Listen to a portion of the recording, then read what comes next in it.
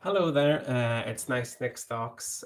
Today we're going to be doing Human by Yann something other.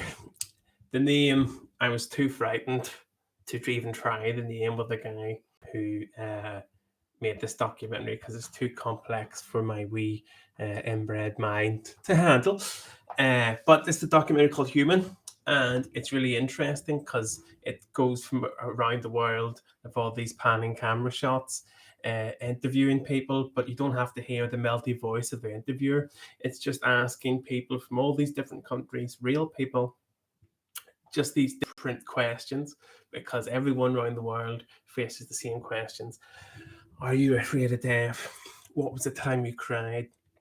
Where do you see yourself in 5 years? And it gets pretty brutal. It's like these people that get interviewed working on rubbish tips in Zimbabwe and things like that. And then they're like, so, what's your idea of poverty?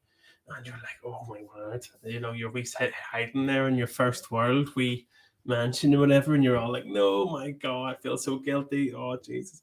Because everyone knows, like, in order to make the world function, everyone can't be winners. It's really sad. It's like, yeah, this whole document highlights the crazy injustices that carried on in this world. Obviously now of this pandemic, everyone's going crazy and thinking about all the injustices, and because there's no sports or anything on the TV anymore, no films being made, no distractions. So the whole world is thinking about all the problems in the world. So some of them might get fixed.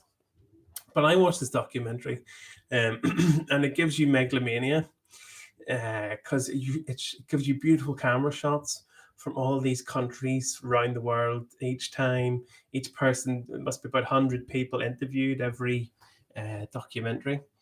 And you never really hear the question, but you understand the question for the answers. And the interviews people doing these strange jobs from around the world, on rubbish tips, crane drivers, and Navy SEALs, and it interviews, their idea of love, and it interviews people who are single all their life and people who've been married for years. And if you've got an interest in systems and people and philosophy, this is a really interesting documentary for you. And you get to see beautiful landscapes and long camera shots of the desert and long camera shots of things without some sort of suntanned BBC presenter of his hands being all like, we're here in the deserts of the Congo. You don't have to see that. It just plays music and it gives you camera shots of all these beautiful landscapes and shows you the struggle and plight of day-to-day existence. That some of the cruelties of this world that are being highlighted more because of this virus, but was always around. And it definitely made you feel how scary the size of this world is. You think for yourself now, how many people are having sex now, how many people are laughing now, how many people are running away from police right now, how many people are begging for food right now. It really makes you think about just the size of the game you're playing, and because your mind can only handle so many humans. It's all like, your friends, your family, everyone on your Facebook, and then your mind sort of hits a wall.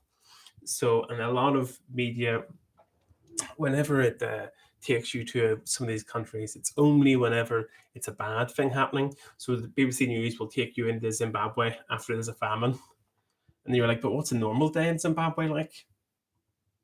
I don't know. I need to know what a normal day is like, and then I need a bit of character building in order for me to feel sorry.